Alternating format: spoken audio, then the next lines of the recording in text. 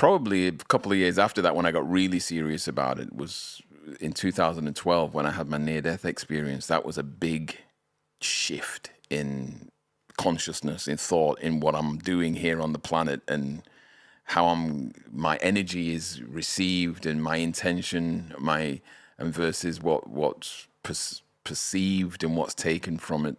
So that's been a journey as well. But what happened? What happened with that? So you had a cardiac arrest type scenario. How did that happen?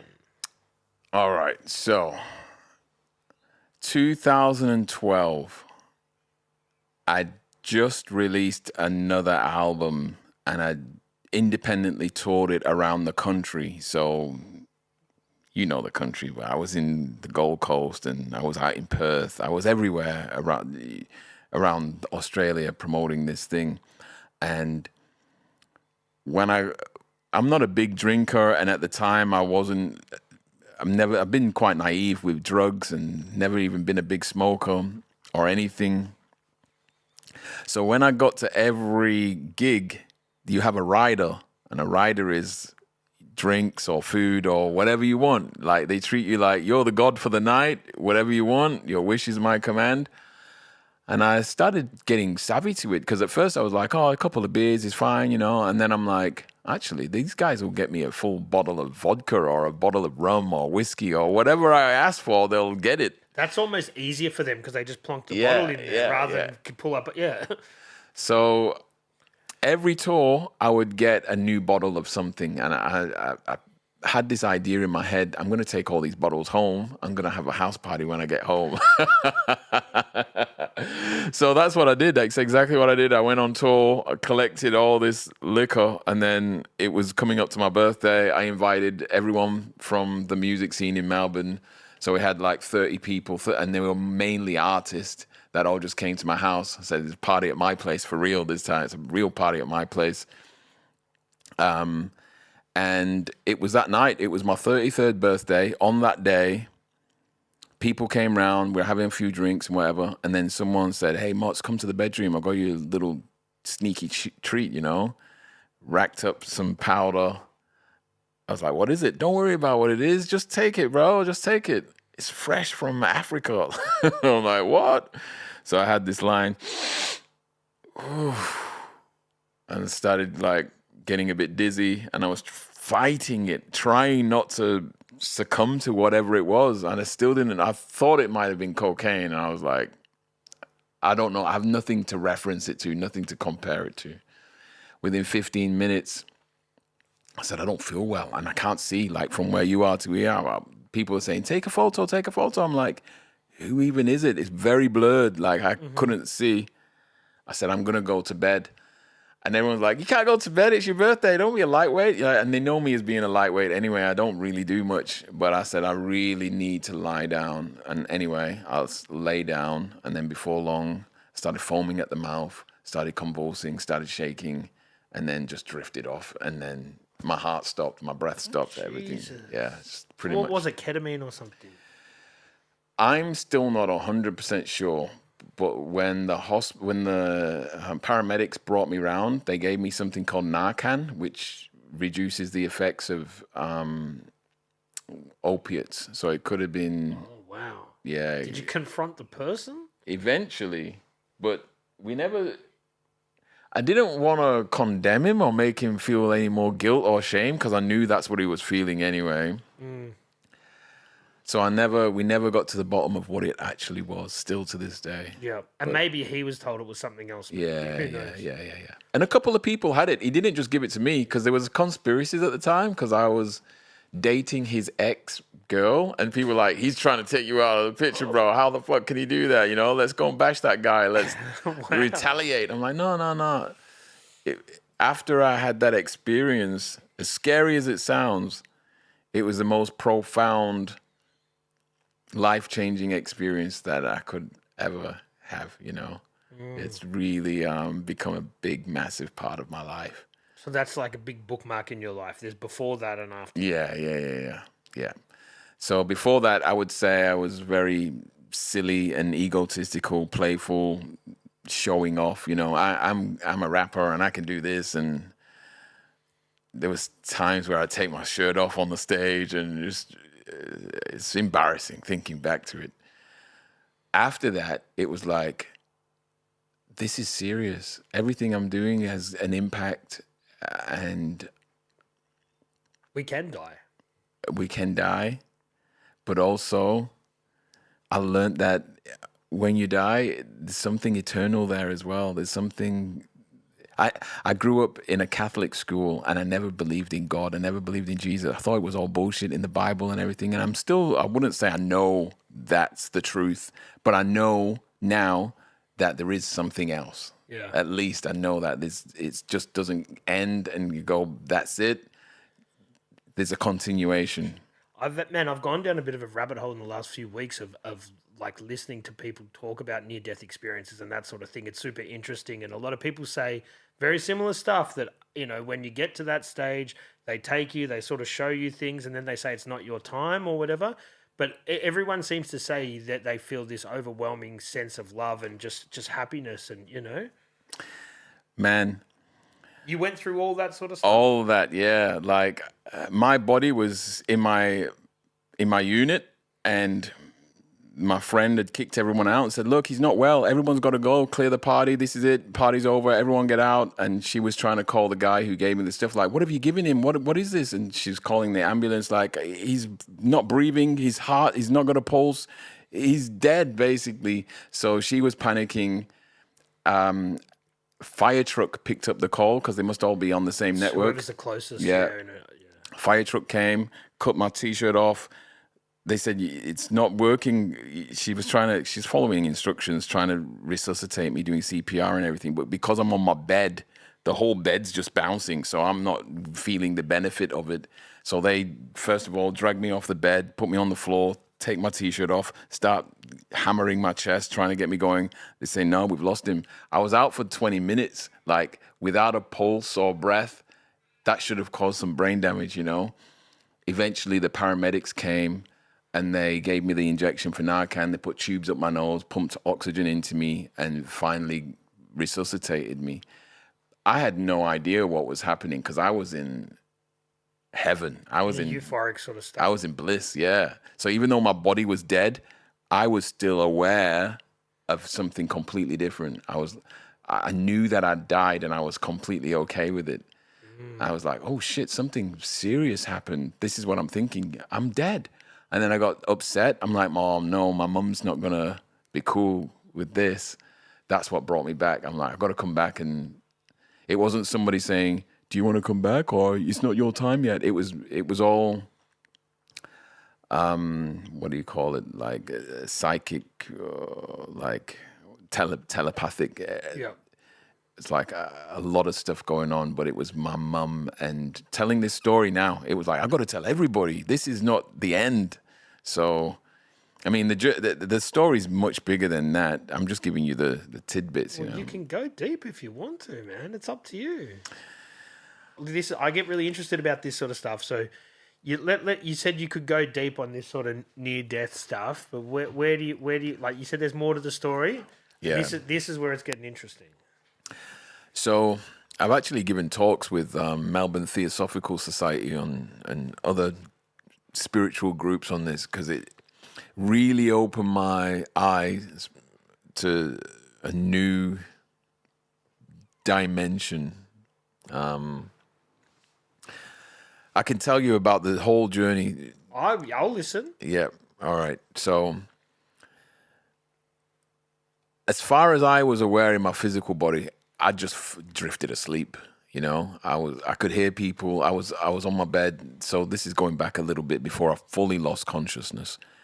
Hear people knocking on the door. What's going on in there? Is he coming out? Like, come on, Motley, party. Stop being a bitch. Stop being a, lightweight, whatever. Go. It felt like I was really out of it. Like, you guys party. There's liquor in there. You have a good time. I felt like I was peaceful. I was drifting away. I didn't think I was dying. I didn't think, oh shit, something, I just thought I'm peaceful, tranquil. I might have a nap and then I might wake up at 1 a.m. and then be ready again. But then as soon as I disappeared, I entered this white space, just brilliant white all around me. And I didn't have my body anymore. I was just awareness. I was just thought. And I could see 360 down, back, any wherever I put my focus, I can see that. But it was just all white. And it's hard to describe because it's not like lights. It's not, you don't feel blinded by any lights, and it's not like a mist or a cloud. There's no edges, there's no walls. It's just a vast whiteness. That's all I can explain it as. Infinite. And, but it feels like it's a space, like I can move around in this whiteness. Even though there's no markers to tell you you're moving, you feel like you could move in this space. But I was very still and very present and just like, where am I right now? And I still had thoughts like, where am I right now? And then in a bit of a distance to my right, behind me, so I didn't look. It felt like I was being sneaky and I was listening in. I thought, if I turn around, they'll know that I'm listening. So I'm just going to face this way, but listen that way. And I heard two voices. And it felt like a parent or an older or wiser voice, and then some smaller voice. Or it was a big and a little. That's the only way I can describe it. And basically, it was, how was it? It was the same. It's always nothing new, nothing. What do you mean? Every time you go somewhere, you bring something back. Nah, I never brought anything back. Never you didn't notice anything, or any trip you go, any holiday, you bring a souvenir or you bring something back. No, didn't really. No, what did you think? It's just the same old. It's just what it always is. It's nothing really changed. It's just. Well, did you not see the balance? Balance? What do you mean the balance? The balance. That's what you went. That's what you was gonna go and see. The balance. Did you not see it? No, I never saw that. Without north, there's no south. Without masculine, there's no feminine. Without positive, there's no negative. Without dark, there's no light. Without planets, there's no stars. I started getting all this in my consciousness, just hyper speed of every single thing that's balanced in the universe. It's all balanced, perfectly balanced. Oh, I never saw that. Well, you gotta go and see the balance. That was the whole point. It was this thing about balance. It's almost like that's the meaning of life. For me, at that time, I wouldn't say that's the meaning for everybody. Okay. Now, with my awareness now, took me a long time to get where I am, because this happened in 2012. Now we're in 2025. So it's been 13 years of discovering and researching and being on this, whoa, what was that? Like trying to research, read books, watch documentaries. Now I believe that every soul incarnates into a body with their own specific purpose. So mine at that, well, I didn't even think it was mine. I thought these two were two randoms at the time, but now I believe that was either God or my higher self or my spiritual guides or whatever. Your future self. Future self as well.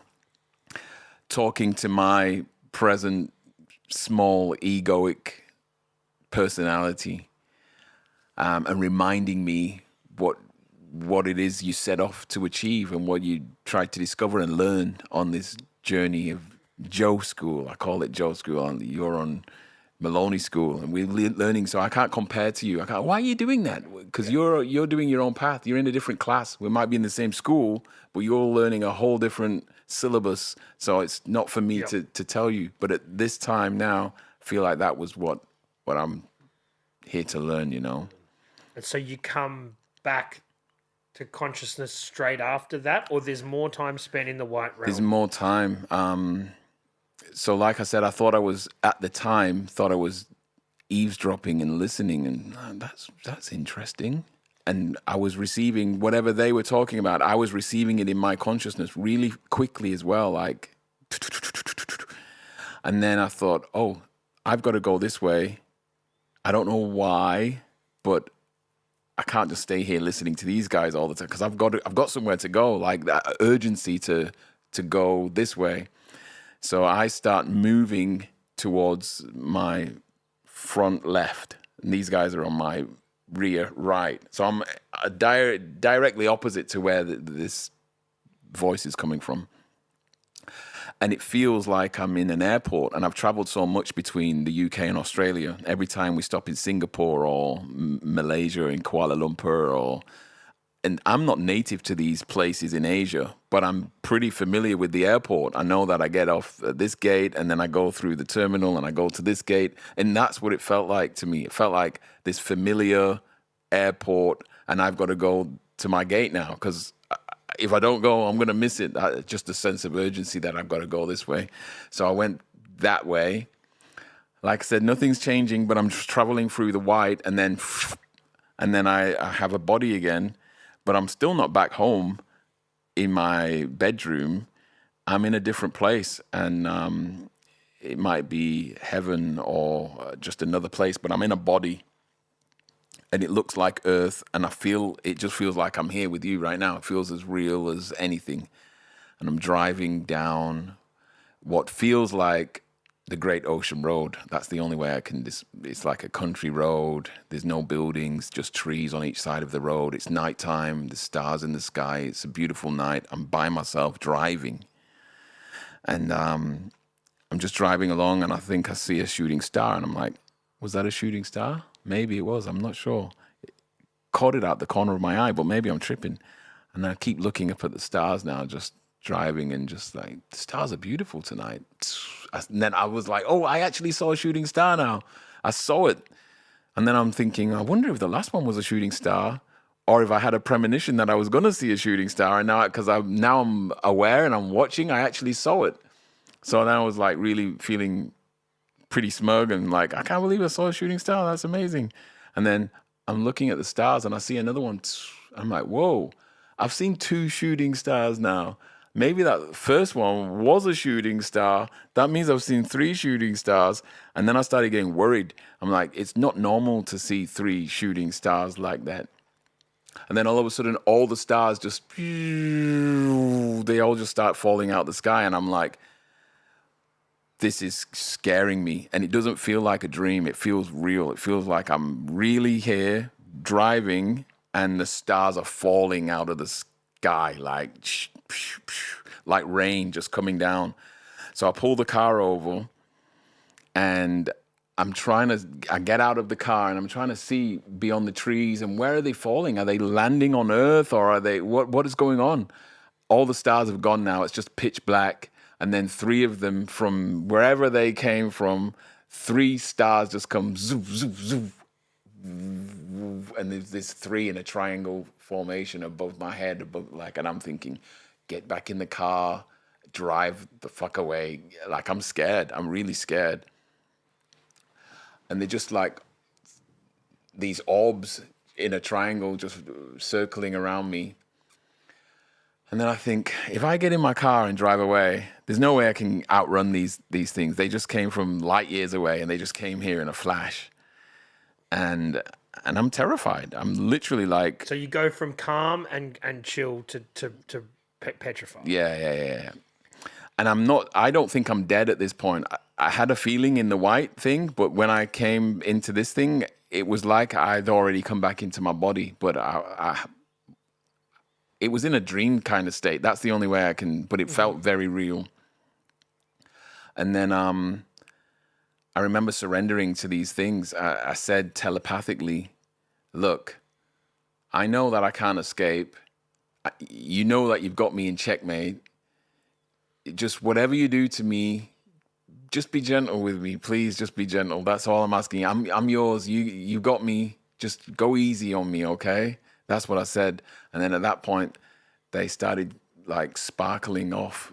Each orb was, when you see somebody welding, bzzz, and there's all sparks flying off. There was sparks coming off each of these orbs, and the light was hitting me. I could feel it, and every time it hit me, it was like a little melody. It was blink, blink, blink, blink, blink, blink, and it was melting into my neck and my shoulders and my chest, and it was raining this light on me, and I just fell back and started levitating up into the sky, and they were getting closer and closer, and they were singing like angels. Like one of them was like, "Ooh," and the other one was, "Ooh," and the other one was bling, bling, bling, bling, bling, bling. And they were just making this really beautiful, angelic music as they were swirling around, and they were throbbing and getting closer together. And I was raising up to them as well. And we all just merged into each other. And then it was like my body, it was like I just came out of my body, and I just felt really light. And then I knew, oh, this is what it's like to be dead. It was an instant knowing I'm dead, but I feel so good. I feel so light. I feel like all the worries of the world have just dripped off me. I feel like and I felt like a champion. I felt like I won life. I won this game of life. I did everything perfect. I nailed it. And it was like praise, and you were so good. You were so amazing. I felt so loved. And felt like I was ejaculating. I was, oh, that's amazing. I was like, it was absolutely breathtakingly, no words can describe the level of joy and ecstatic and just amazing. Just like Euphoria. complete euphoria, like complete. There's no other words. That it's just the best feeling ever. You've won the lottery. You did everything perfect. You was the best in class. You won the race. You did everything was perfect. You just so much love for me, you know. And that's when I said I was like, I accept it. I accept that I'm dead. And then I started crying. I got really emotional. I'm like, my mum is not going to be happy with this. She's not going to be happy that I'm dead. She's not going to understand. She's never going to integrate it. She's never going to get over it. And it was really sad for me. I'm like, because me and my mum are really close. We always have been. And I'm like, I wish she was here. I wish my mum was here. I wish she was dead with me right now so she could see how beautiful it is. She's not going to know. And then I was like, I wish my friends were here as well. Everyone's so scared of death, scared to live, scared to put the wrong foot forward, scared. Everyone's so hesitant, and we're scared of the police in case they do this, or we're scared of villains in case they shoot us, or we're just scared. And there's nothing to be scared of, nothing at all. We've got it so twisted. It's the absolute opposite of what the fear of death is. It's not the end. It's a beautiful thing. And then I said, I'm going to go back. I'm going to tell my mum. I'm going to tell everybody. And then that's when I woke up, and I was actually back in my unit, and had the ambulance paramedics around me.